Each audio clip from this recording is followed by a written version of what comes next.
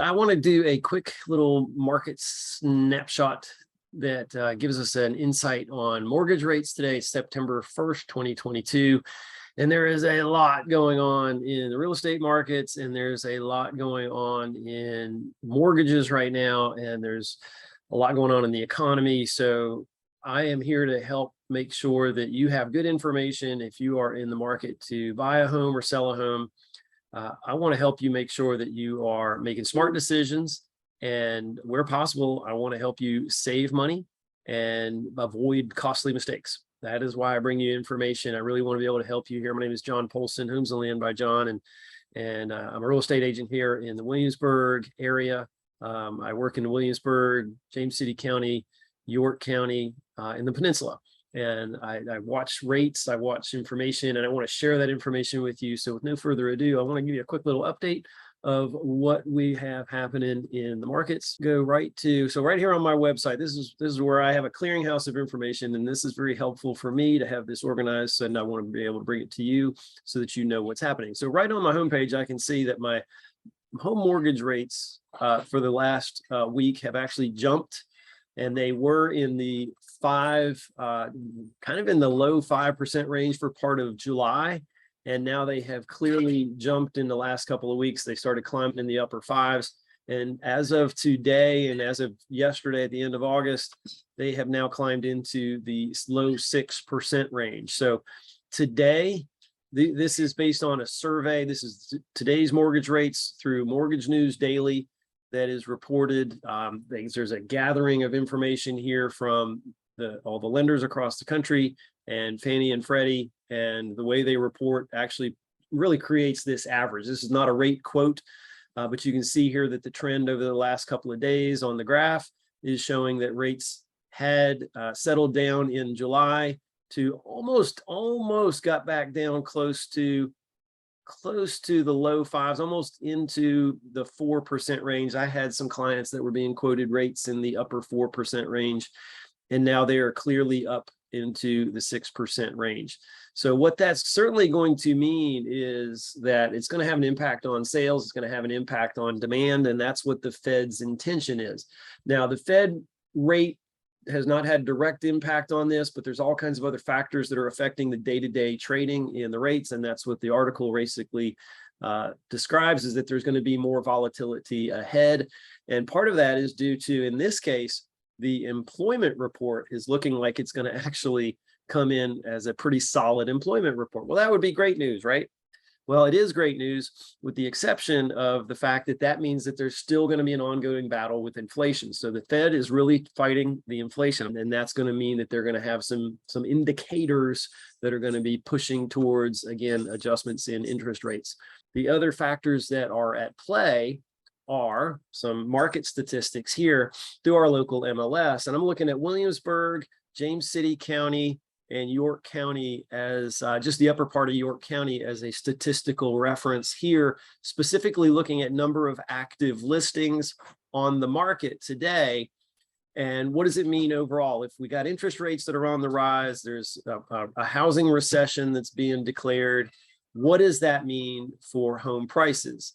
Well, so far, it does not mean that home prices are dropping. And the reason for that is we just don't have enough inventory. And you can see here that the active listings, I'm actually looking at a snapshot of a picture here that goes back to January of 2018. I've generated this report that actually shows me how many listings we had in our area.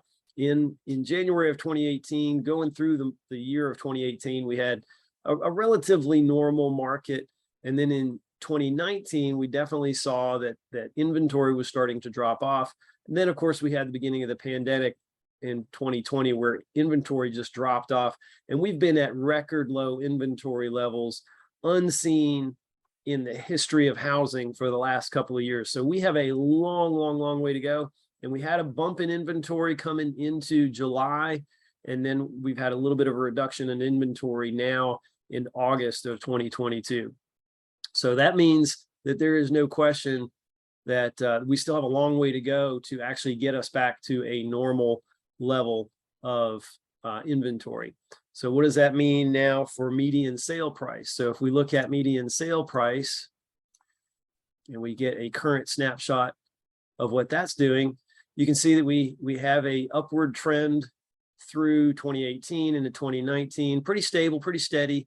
And then obviously we had a significant jump in the last year with a huge jump coming into 2022, coming through and into May. See my little, see if I can get it to highlight in there. But in May of 2022, we basically had a peak in our median sales price.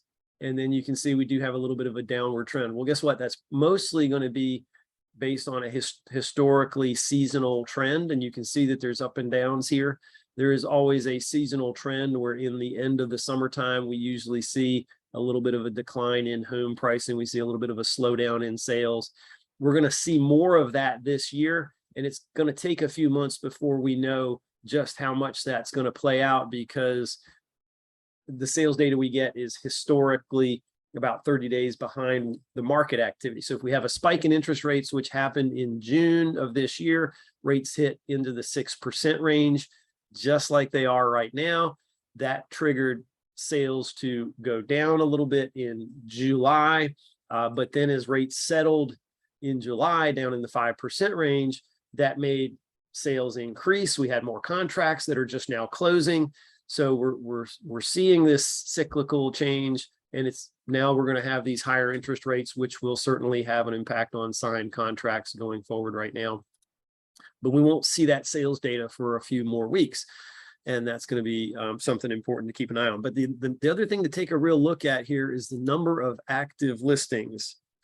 And we're just at such a low number of active listings that it's going to take a long time for us to actually recover back to a normal. And the other number to look at here is months of inventory. And that months of inventory is still extraordinarily low. You can see here in 2018, 2019 that we were up in the 6-7 months, dropped down into the 4 months. This is a drop from a buyer's market into more of a seller's market, really balanced market at about 4 months supply, back to favoring a buyer's market in 2019, settled back into more of a closer to a seller's market as we got into the summer of 2019, and then it bounced back up. But we still had very low inventory levels here, but it's been historically low.